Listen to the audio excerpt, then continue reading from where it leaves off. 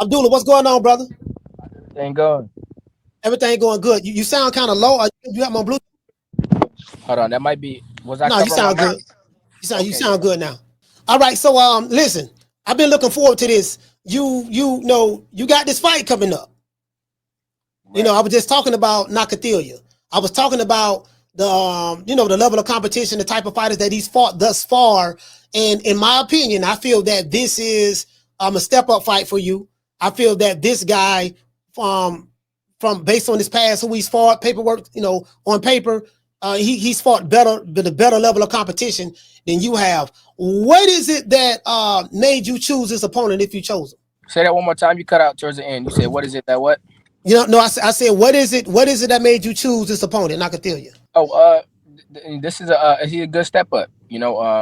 He's that's why we accepted this fight. He got some good offense, good power. It's a great test for me. Being at this moment in my career, I'm stepping up or ranking up to be preparing for a world title soon. So, me being ranked number 2 in WBO, he's a great person. Test my skills against because he coming with some power too when he letting his hands go. Yeah, absolutely. He's definitely coming with power. He's letting his hands go. I remember when you fought Johan and you overcame that adversity there with getting knocked down twice, but you knocked him down twice as well, and eventually you stopped him. I was telling the audience prior to you coming on, I say, man, what I love about Abdullah is what scares me about him because, like, you're a very nice young man outside of the ring, but inside of the ring, it's like a switch comes on. It's like you're a different person. You get what I'm saying? Like, where did you get that from? Yeah. All right, so I was asking you about the way you box in the ring. Outside of the ring, it's like you have this calm demeanor, very peaceful. As a matter of fact, your entire family is like that. You're from your father to your brothers. But inside of the ring, it's like a switch turns on. Yeah. It's like you turn into, just another animal inside of the ring. I think it's a mentality. Where do you get that from? Uh, I don't know. I mean, what that's I say it's the way we was raised. Outside of the ring, we were raised a certain way, and when we doing something, or we're in anything, any field of something that we doing, whether it's work or boxing. In this instance, we like to get straight to the point, and we like to get stuff done the way the way we want to do it. So um, I feel like it's just the way we train. We in the gym. We get straight to it to a certain extent to where it translates inside the ring. I mean, I can tell it's kind of like you have a business mentality. You did say earlier that you ranked number one or number two, to Two, the yep. fight for a world title, and is that the WBO? Two in WBO, yep. Two in the WBO. I mean, you're 21 years old. You like you seem like you're very very ambitious, and a lot of the people over there top rank they really really think highly of you. I've spoken to Carl Moretti. I've spoken to quite a few people over there, and they think really really highly of you. You have a high ceiling with them. This fight right here is going to tell the fans everything they need to know, in my opinion. From okay, is Abdullah ready to take that next step? When did you figure you'll be fighting for a world title? I don't know. Rank number two is real close. So whether the champion, Keyshawn in WBO, whether he vacate or whether he stays there, and fight is mandatory. But I'm still next in line after that number one. So it's two. I'm two. Then number one is a guy from Britain, Sam Noakes, and then there's Keyshawn. So I'm close. It's right. It's you know I don't know. I don't know exactly, but Are you ranked in any other sanctioning bodies or just that one? I'm four in WBC, and I think y'all what I think it's like 15 in WBA. I think 15 in WBA, IBF, IBF, IBF. IBF. I mean, you don't have again. I mean, you keep a busy schedule. You don't have two fights thus far this year, if I'm not mistaken. This is your third fight coming up next week. I will be in Virginia, live to watch that fight. This is your third fight.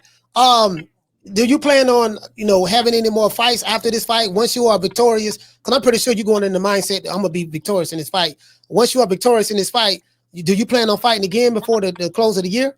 Oh yeah, hopefully so. That's we still in the first half of the year. In June, that's still the first half. So I got a whole another 6 months to be able to prepare for another good 10 rounder, or rest a little bit if I have to, or get straight back into it if I have to. So I'm prepared to step in there, but if that's what's best for me, I'm definitely that's something I would want to do. Okay, this is the super chat, Mr. T. I get what you're saying in the super chat, but he say, ask Mason, how does it feel to have a zesty auntie with dreads talk crazy about him for 2 years just for auntie's son to duck him after being offered 1 million? Yeah, he don't. Yeah, he ain't getting into that. Yo, hey, Mr. T Abdullah, he not gonna get into that. You know what I mean? So we'll say that for another day. But after this fight right here, know you got some more fights coming up. I'm really, really excited about the trajectory that Top Rank and your team has for you. Jay Prince, is Jay Prince involved in any of the matchmaking when it comes to your fights? Yeah, for sure he is.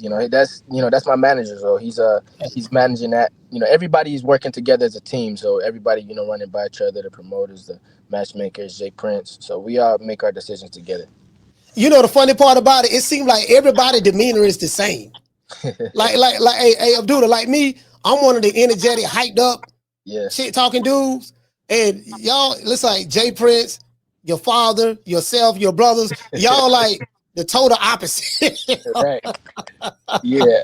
Yeah. I mean, we get hype in that gym, but we definitely here to do what we got to do, take care of business, and move how we got to move. So that's a part of the step. Just I guess just staying composed or something, or it's probably just the vibes before the fight. I'm just chilling and can't wait to fight night. But yeah, I feel like that's funny you say that.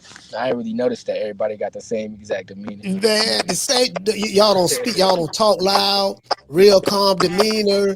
I mean, y'all give off grown man energy. You get what I'm saying? Like, okay, nah, they ain't, they ain't nothing to be playing with. Shout out to a film by Ali. He got a question. He said, young man of respect. He said, the Abdullah era has begun. Okay. Yes, sir. Yes, sir. This brother right here, Jamie Vasquez, he say, what's his dream fight? Or the fight that he wants the most? Is that your mic right there, or is that me? No, I think that's your phone. Hold on, let me see something. Yeah, I think you know what we can do? You know what we can do? We probably going to have to just do it via phone call. Yeah, your phone cracking. It's crackling. Okay. You just come back in. All right, y'all. Back on the phone right now. We have Abdullah Mason. Let's give him a round of applause. Let everybody know. Abdullah, back to what I was saying that everybody, all of you guys had the same demeanor, and it's really, really funny because I came up in the nation, but I also studied under a lot of the Sunni brothers as well, and a lot of the Muslims that I've been around all throughout the years, all of them have a real calm demeanor. You get what I'm saying? And I was a lieutenant, so I was kind of like the fiery little dude, stayed in some shit, but you just really have that calm demeanor, and I really like that. I really respect that. I kind of wish I was more like that, but I'm an extrovert, man, so it is what it is with me. But you got this fight coming up. You're fighting on Keyshawn Davis on the card. What is that feeling like, knowing that? Do you and Keyshawn talk? No, not. I mean, when we come across each other, we talk. We have our little conversations. Yeah, because it's like, damn, you're fighting on this undercard, knowing that, okay, this guy right here could potentially, I'm saying from his standpoint, this guy right here is the one that's going to be challenging me for a title when that day comes. So that's why I was asking. We got a super chat right here. This brother right here asking Jamie Vasquez. He said, "What's your dream fight?" My dream fight.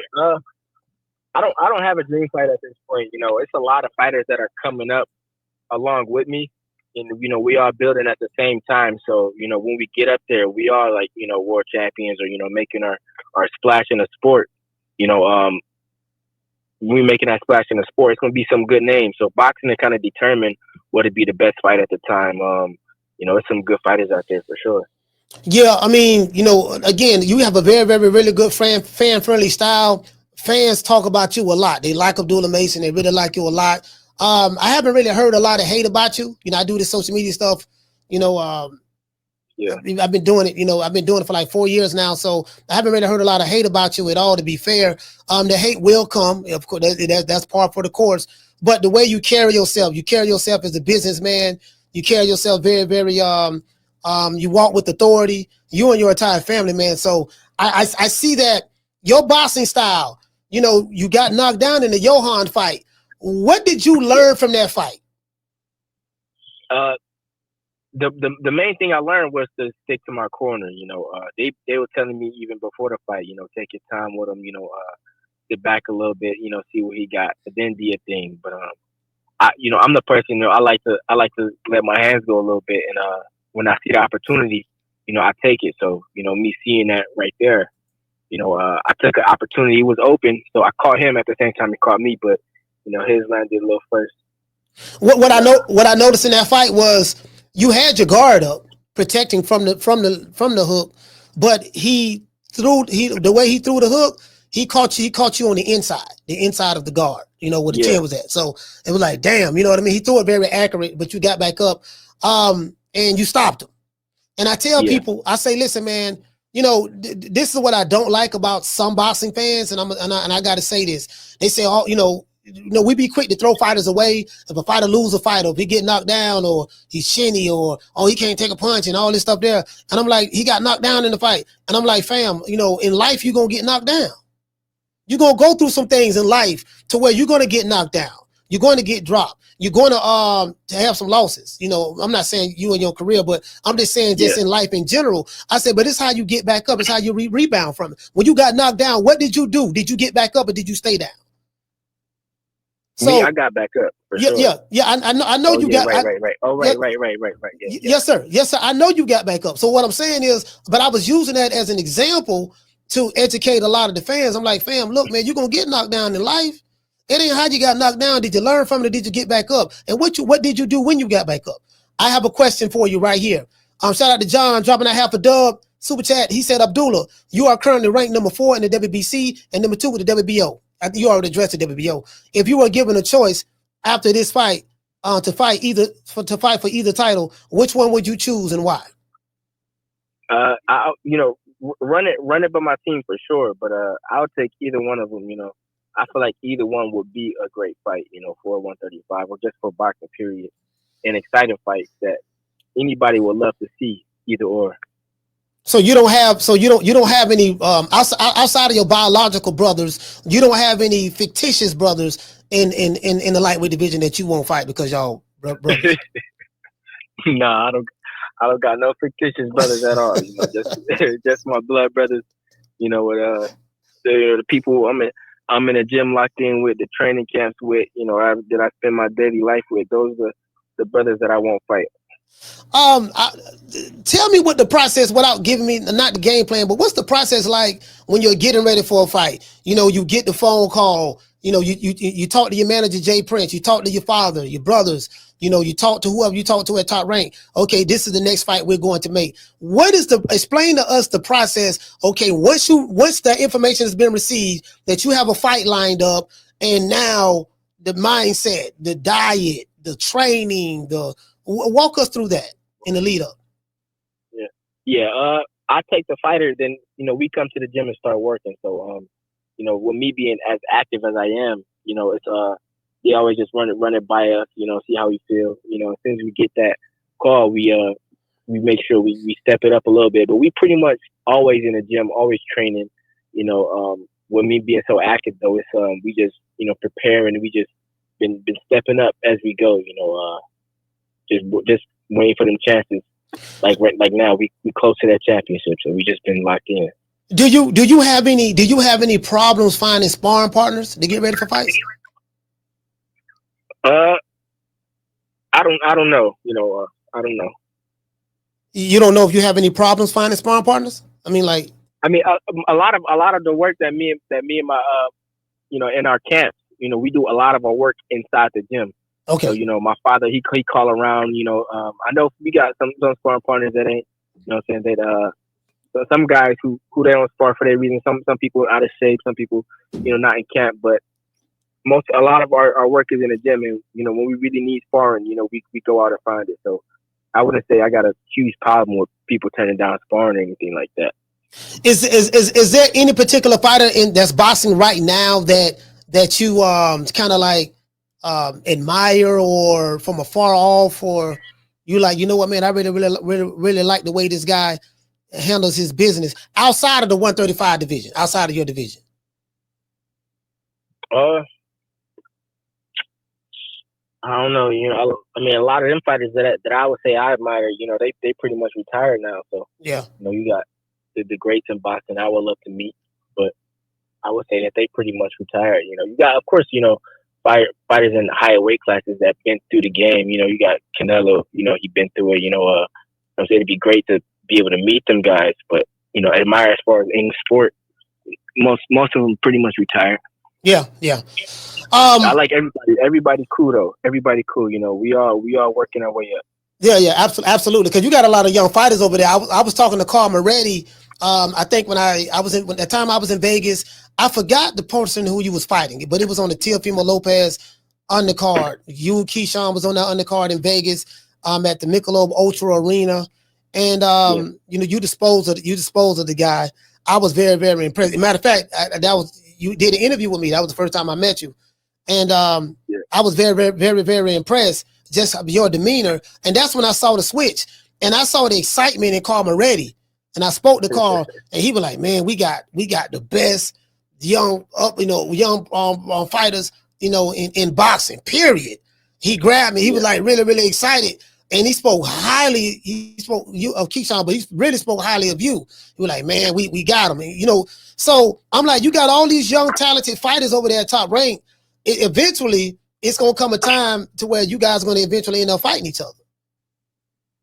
Yeah. You get what I'm saying? So that's the thing that gets me. So I'm pretty sure that do you like the way that you're being moved right now along in your career? Yeah, I mean, we got with Top Rank knowing that I'd be active. They'd move me, and eventually we'd be stepping up for a world championship. So I'm good with it. As long as we're moving forward, and I feel like I've been moving forward pretty smooth. So would you consider yourself a very you got a 74-inch arm reach? We know how you get down. You can fight mid-range, outside, inside. I love the way you work the angles. I've seen the way you step around the weak side pretty good on opponents. Very, very, very good footwork. Do you feel that can you be patient in a fight? That's the question I have. Can you be patient in the fight? The thing that worries me about you, Abdullah, to be fair, is I'm like, man, he got that dog in him. He want to get the guy out of there. But it's gonna, you're not gonna knock everybody out. Go ahead. Yeah, most definitely. I've been more patient in my last couple fights. After the fight in November, but that's true. That's one thing about preparing for that. Being at that world championship level, you gotta make sure you hone in on those certain things and be ready to go those 10 rounds, or be patient for the whole fight and capitalize off certain things. So that's something that I definitely could do, and that we've been doing, working on and all that. Shout out to G5. G5 said that he said, being that Mason and Shakur are managed by Jay Prince, would they ever fight? That's a question for you, Abdullah. I don't know. I mean, the only people I won't fight is my blood brothers. So anything other than them could be worked out on my side. Okay. How long do you plan on staying at 135? Do you have a trajectory? Like what are your goals in the sport of boxing? Are you looking to become undisputed at 135, or are you looking to become a multi-division world champion, or you haven't looked that far down the road yet? I'm gonna ride as long as I can. Right now we close to closing in on a world championship, inshallah. So, that's the first step. That's the first step. And that's what I'm focused on. Why is it so important for you to get a world title? I know this question may sound like a dumb question, but everybody have different motivations for why. Why is it? You said this is the first step. If you want to get the title first, that'd be the first step. Why is it so important for you in an era where some fighters say that belts don't mean anything? Because when you get that first title, that puts everything else up. everything goes up from there. All around the board. And it just solidifies you in boxing as you just notified as a great fighter. A world champion. The best in your division. Or one of the best in your division. And not just for you or all around the world. You recognize as that. So grabbing a world title was the first step to solidifying yourself in the sport. So whether you won multiple titles or just one, I feel like grabbing a title is a great feat to accomplish. With me being somebody who's been in the sport since I was young, it's a great start.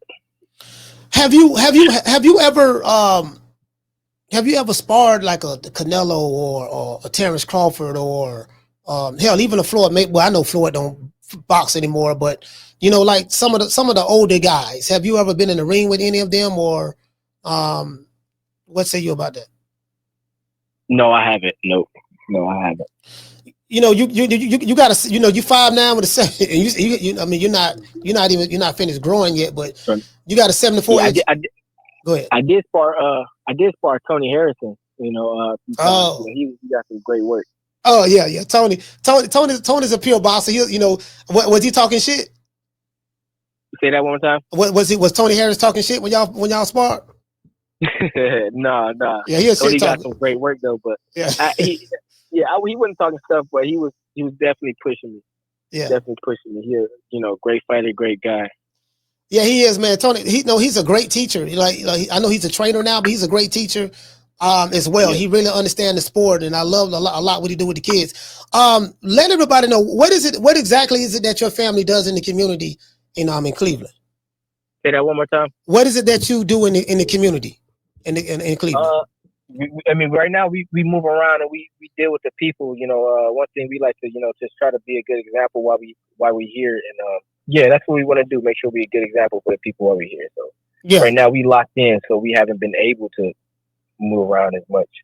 But I mean, that's understandably so. You know what I mean? But the thing is you're around the people, you're giving the people a glimmer of hope. Do you foresee yourself, further on in your career as you become more successful? Do you see yourself changing, or do you see yourself being the same way that you are now? I mean, what you mean changing that? You know how, I'm gonna give you an example. You know how some people when they reach a certain level of success, now they start acting a little bit more bougie. They start, they're not as grounded anymore. Or you get what I'm saying? I mean, like that. Some people say that. Yeah. When you get rich. The only way I plan to change is for the better, and that's one thing about that is you gotta have to make sure you have the right people around me, and I plan to keep my family around me, my brothers, and my father in my corner that always advised me good. So I don't see anything for me in that way, changing in a bad way or changing for people. Everything you gotta keep it how it's been. Yeah, pretty much.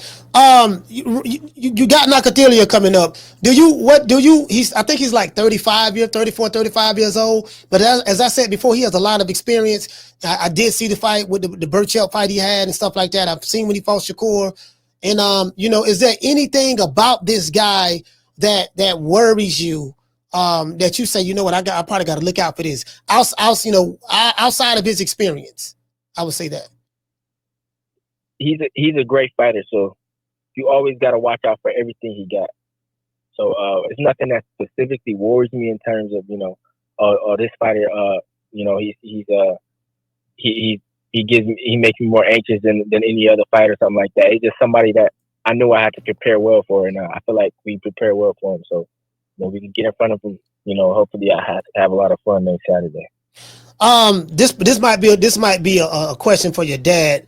It would say Schofield Sr. alluded to getting the better of you in sparring.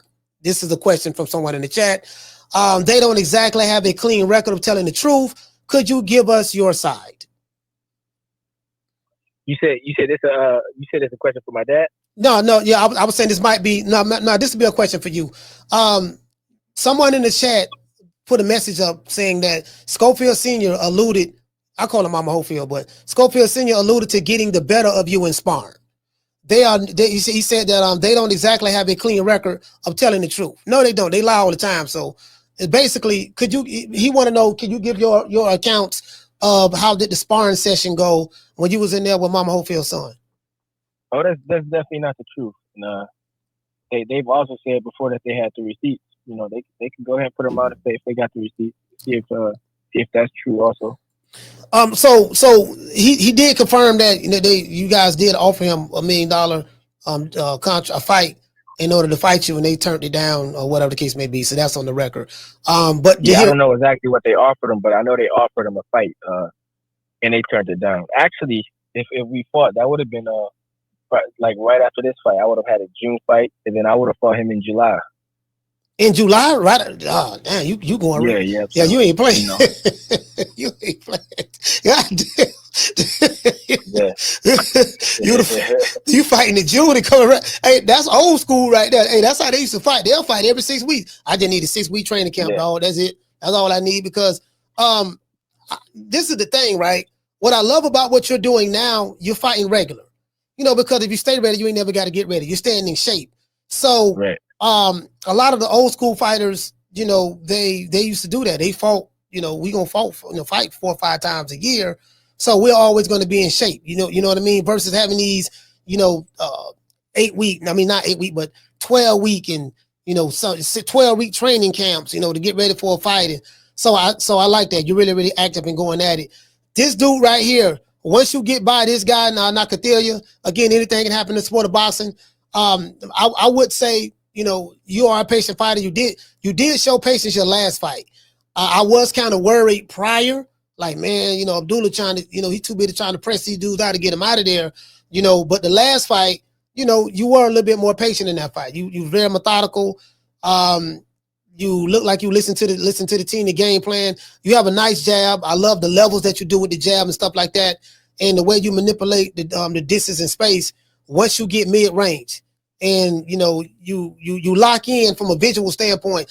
Can you let the fans know who's listening to this show, what is it exactly do you like when you're in the ring and you're fighting mid range and you have that opponent in front of you? What exactly is going through your mind? What are you looking at? What are you looking for? I look a lot. I look for what we do in training. So a lot of, if not all of my fights, especially the ones that ended in knockout. All of those ends were things that we worked on, inside the training camp. So, just being locked in like that is, just me keeping my eyes open, watching my opponent, but maybe just looking for those things that we worked on and the things that they're telling me in the corner. Okay. I know you did say that, you're getting ready to go, to go into the spot. So I'm gonna let you go, but I will see you guys next week. I will be there in Norfolk, Virginia to watch the fight.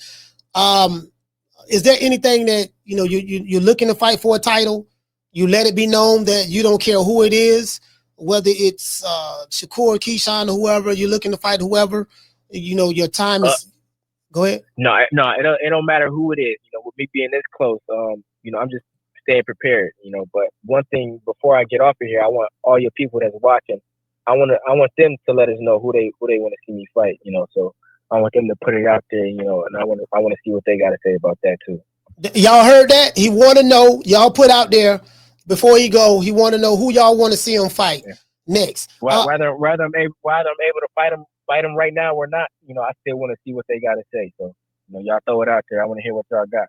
That's a great question. I got one more for you before I let you go. He said, greetings from the mean streets of North Omaha. This guy named is Braska Raj. He said, Mr. Mason, your demeanor and conversation skills displayed today are stellar. Get him, champ. You listen, man. Bro, I tell people this time and time again, I say, man, I your father, your brothers, yourself. I say, man, they done such a good job in raising you, your parents, your mother and your father did such a great job in raising you and your brothers. The energy, your demeanor, your father. And then, as I say, Jay Prince kind of like all y'all kind of acting like y'all got the same demeanor. You don't talk loud. You don't do any of that. But if it's time to get down, you're gonna get down. But I really appreciate that. Is there any parting words that you would like to say before you go? Man, no, I appreciate that. I just want to say thank you for having me on. I'm looking forward to seeing you in Virginia and hopefully being back on soon. And I want to thank all y'all, that stayed on watching me. The fans that had to listen and asking the questions. Y'all got some questions y'all could, keep them jotted down so next time I hop on here. Man, I'm out of here, bro. Let's go.